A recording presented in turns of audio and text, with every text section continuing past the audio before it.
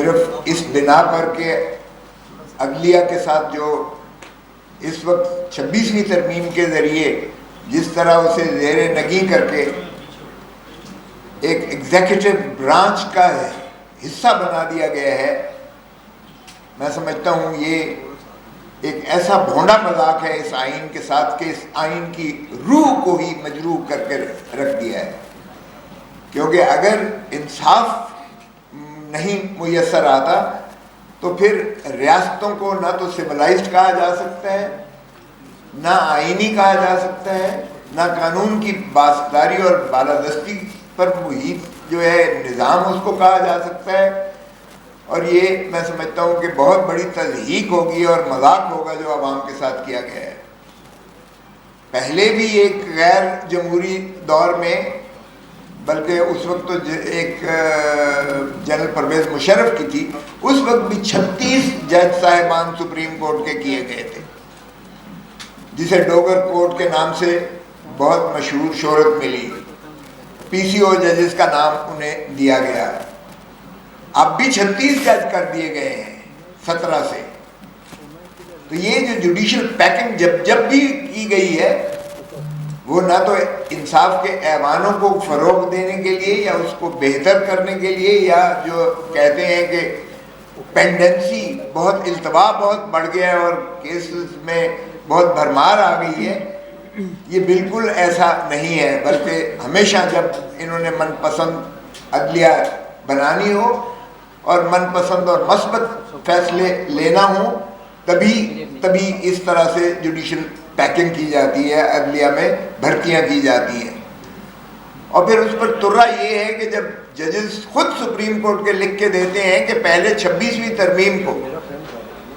ترمیم کو full court پہلے جانچ تو لے، کیونکہ نالش تو بہت پارٹیوں نے بھی کی ہوئی ہے اور دیگر اصحاب نے بھی اس کو چیلنج کیا ہوا ہے. گرینڈ نارم جسے کہتے ہیں، آئین کی روح کو اگر مجروح کرتی ہو آئینی ترمیم بھی، وہ بھی جو ہے وہ کالعدم متصور ہوتی ہے.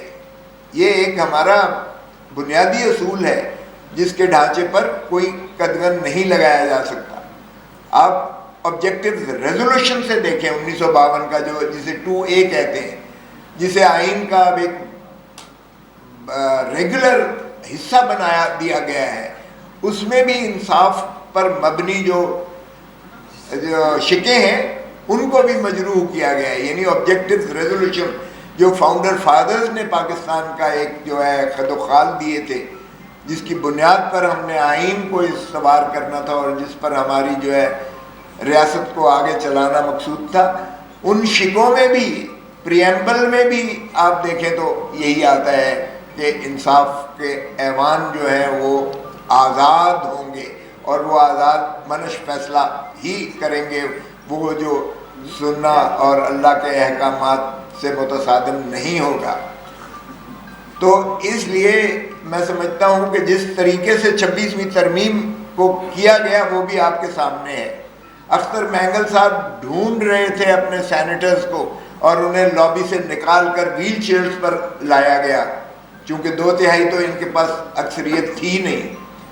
قومی اسمبلی میں جس میں ہم بھی موجود تھے، اس میں بھی جس طریقے سے انہوں نے فستائیت کی، جس طریقے سے MNAs ہمارے ان کو جو ہے کوئی اربوں میں لالچ دی گئی، اور جس طریقے سے ان کو پھر جو نہیں مانے تو ان کو اغوا کیا گیا، ان کی چادر اور چار دیواری کو پامال کیا گیا، ان کی ماں بہنوں بیویوں 16 سال کی بیٹی جو ہے اس کو بھی اغوا کیا گیا، اور پھر ان کو جو ہے بلیک میل کر کے کہا گیا کہ تمہاری یہ جو ہے ان کی ویڈیوز وائرل کریں گے. تو کوئی بھی شخص جو ہے اس طریقے سے فستائیت کے آگے آپ اندازہ کریں کہ پھر بھی 5 ہمارے لیے اور باقی ہمارے جو ہیں وہ ان کو ہم نے نوٹس دیا ہوا ہے، ابھی تک وہ کلیئرنس کی سٹیج پر ہے.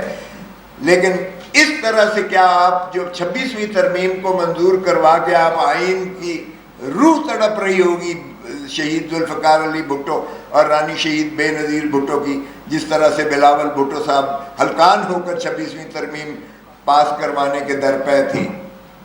تو میں سمجھتا ہوں کہ اس طرح سے بھونڈا مذاق کر کے ہمارے آئین کو جب منہدم کر دیا گیا، تو کہ ٹرائکوٹمی آف پاور یعنی 3 ستونوں پر ہمارے آئین کی بنیاد ہے، بیس ہے۔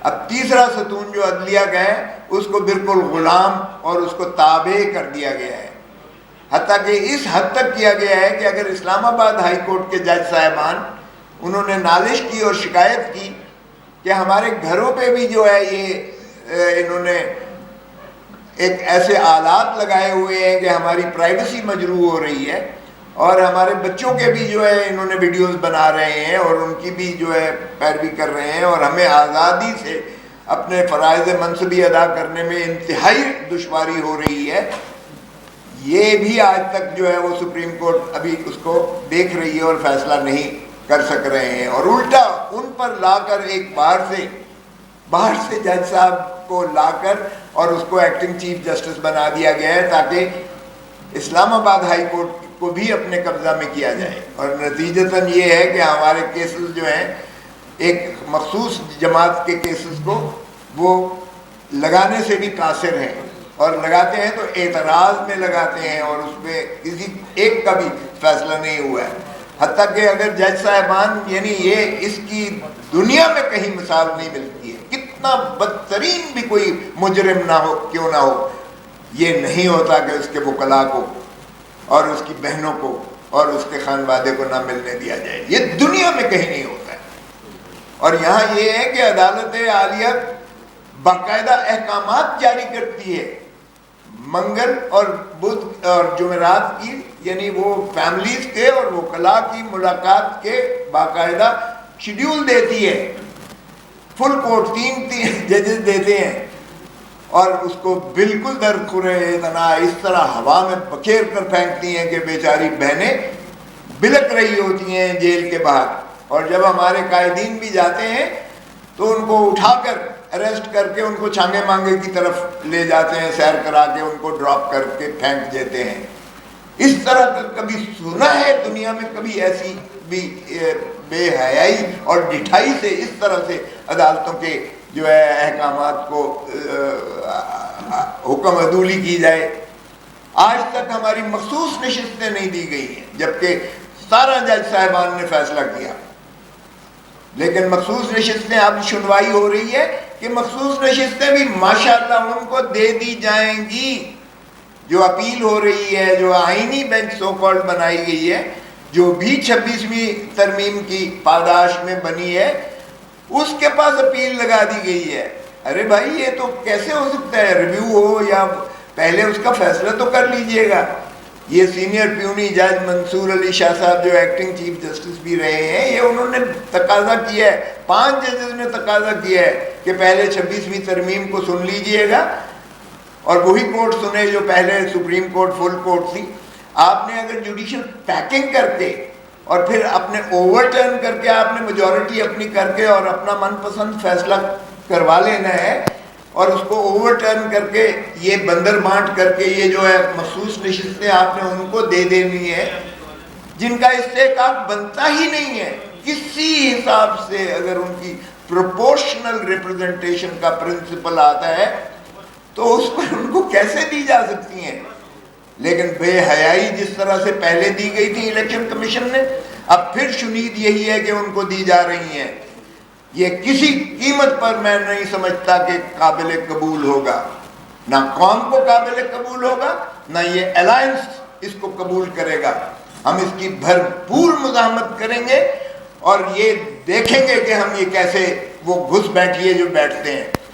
ابھی تو کم ہے ان کے فارم 47 کی پیداوار جو بیٹھے ہوئے ہیں گھس بیٹھیے۔ 17 سیٹوں والا تو وزیر اعظم ہے اور 180 سیٹوں والا اڈیالہ جیل میں ہے، اور پرسوں جو جمعے والے دن جو ضمانت ہوئی ہے اس میں سپریم کورٹ کے جج صاحبان خود حیران ہو گئے جب اعجاز چودھری سینیٹر کی ضمانت لی، اور آپ نے دیکھا کہ اسپیکر جو ہے اس نے ایک جو چیئرمین سینٹ ہے اس نے ان کے وارنٹس آف جو پروڈکشن وارنٹس ایشو کیے، لیکن جوں تک نہیں رینگتی ہے سرکار کے کہ وہ ان کو پیش کریں۔ تو اب ان کی ضمانت ہو گئی ہے، دیکھتے ہیں کہ ان کو مخلصی ملتی ہے یا نہیں۔ لیکن اس میں بتانا یہ چاہتا ہوں کہ سپریم کورٹ کی آبزرویشنز تھیں کہ یہ آپ کہتے ہیں کہ 7 کو انہوں نے جو ہے وہ سازش کی 7 مئی 2023 کو، اور پھر بنی گالا اپنا یہ ادھر گھر سے نکلنے سے، لاہور سے گھر نکلنے سے 9 مئی کو آپ نے جو ہے زمان پارک میں سازش کی گھر جانے سے پہلے کہ اگر عمران خان کو گرفتار کیا جائے تو پھر آپ نے اس طرح سے جو ہے کرنا ہے. تو انہوں نے کہا یہ جو ہے یہ ایف آئی آر میں تو ہے نہیں.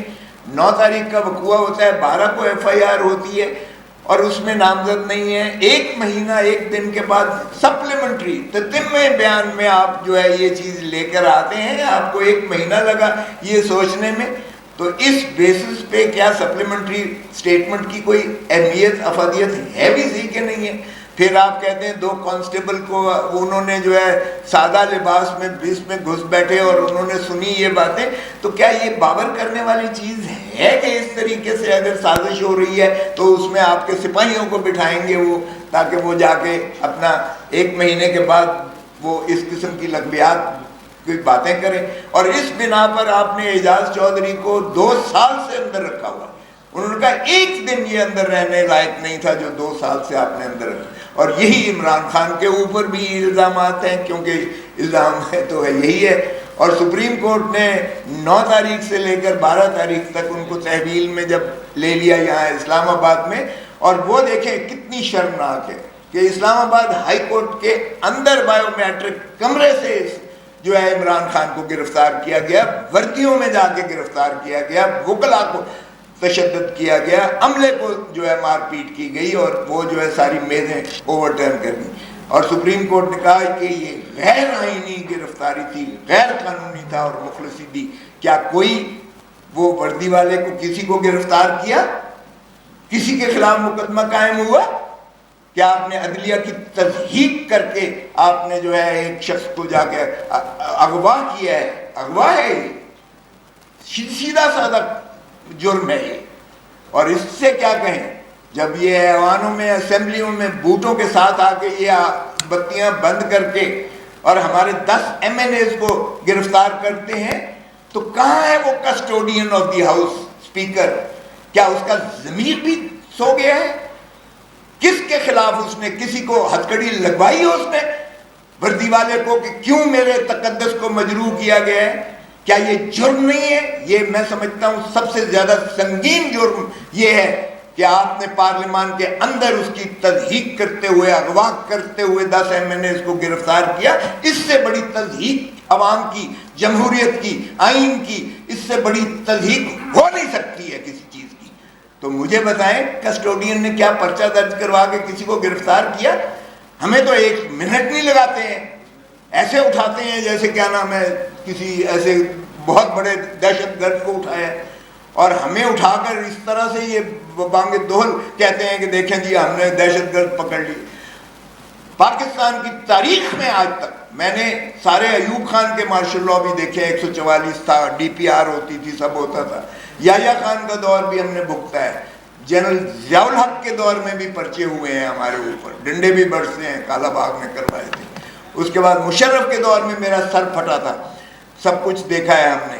لیکن یہ تو بدترین ہے، یہ مارشل لاء سے بھی بدترین دور فسطائیت کا ہے جس میں سے ہم اس وقت گزر رہے ہیں، اور جمہوریت کے نام پر یہ سب کچھ ہو رہا ہے. اس سے بڑا ایک فراڈ اس ملک کے ساتھ کیا ہو سکتا ہے؟ سو ہم نے جو یہ ایجنڈا کیا ہے، میں سمجھتا ہوں یہ مصطفیٰ بھائی نے پڑھا ہے، اور ابھی اسد کیسر صاحب بھی آپ کو بتائیں گے. وہ ہندوستان کا جو ہے ہمارا موقف بڑا واضح ہے. تو اس لیے خدا را اس ملک کو چلنے دے، اور اس ملک کو تبھی چل سکتی ہے اور تبھی یہ گانگت رہ سکتی ہے جب آئین کو مینوان اس پر عملداری کی جائے اور تمام ادارے اپنی اپنی رہیں. بہت مہربانی.